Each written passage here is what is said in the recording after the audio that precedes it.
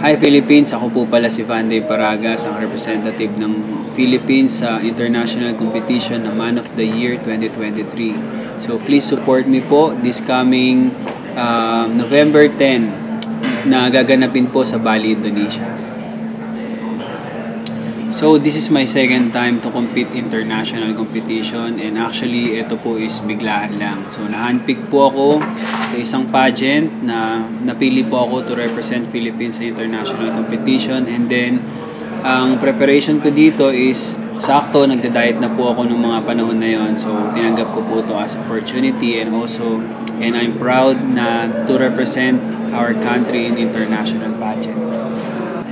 So tinanggap ko tong opportunity na to kasi hindi lang to for me, or syempre ang pinakamalaking factor dito is for self-development, and also isang karangalan ko na to represent our country in terms of international competition, and hindi po lahat nabibigyan ng opportunity para magkaroon ng gantong opportunity to compete international competition.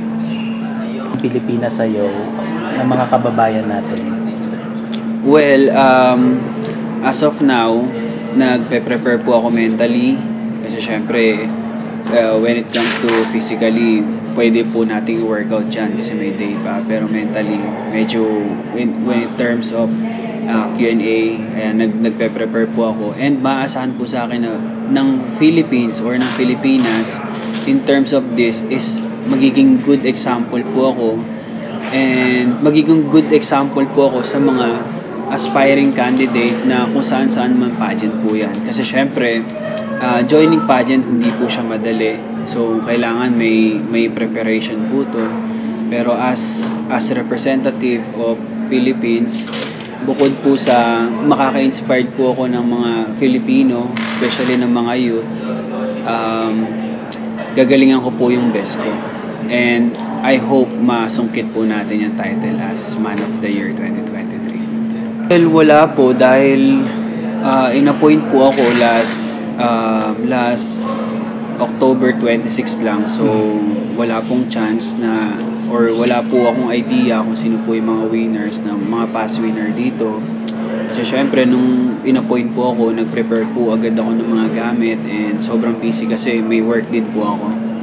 So, and if I have opportunity po, why not hingi po ako ng tips kay Karan? Kasi siya po yung parang first winner po dito yata sa Man of the Year.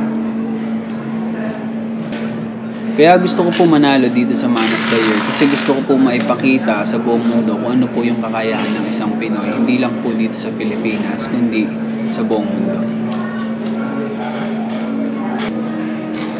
Gusto ko lang din po pasalamatan si Sir Mark Cubales, and also si Miss Joyce Pilarski for this opportunity, and sa mga taong nagdala po sa akin sa ganitong industriya, si Mother J. Samonte especially, si Jembert Elio, sa mga SGA po, si Tito Rex, and also gusto ko rin po pasalamatan yung mga taong sumusuport sa akin dyan sa barangay namin, from Barangay Santolan, Pasig City, and also yung barangay po na sumusuport din sa akin sa province ko po, which is Barangay Duera, Bayambang, Pangasinan po. Thank you so much po sa inyo. I love you all. Thank you. Okay. Sir Mark, bakit po natin napili si Vanday na kumatawad sa Pilipinas sa Man of the Year? Well, honestly, he's actually our second choice. When Joby decided not to pursue, syempre I asked dun sa mga veterans, yung mga veterans na nagpapapageant din, and ND, and they say naman that Vanday has a good quality naman to compete. So, fortunately, we were on a Halloween ball just almost a week ago. And then I was like worrying kung papasok ko ba yung pagiging ND or mag-pick na lang. And then he was there and he said pwede naman daw siya. So, trinay namin. Nag-workout naman for both of us. So, at least naging easy lahat. Although rush yung ginawa namin, like we have to start from the very beginning to to get everything from scratches talaga, sobrang ano. Pero everyone had been helpful kasi mabait naman si Band-Aid. Sir Mark, sinabi ba ng organizers ko anong klaseng winner ang hinahanap nila? Well, so far, last time Raymond was here, he said na, ayun nga, they need a person who's not just intellectually matalino or what, someone who could represent tourism na rin. Kasi mas more of ganun yata yung man of the year. So, ayun.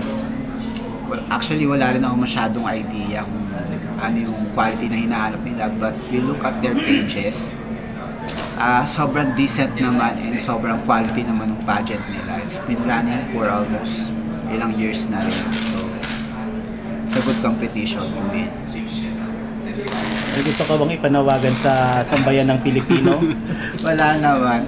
Let's pray for Band-Aid kasi Band-Aid had already tried before, and sabi nga nung mga co-managers and yung mga former managers that we talked to, baka this is a call for him, baka para sa kanya talaga to, di ba? Why not? Thank you. Okay, thank you.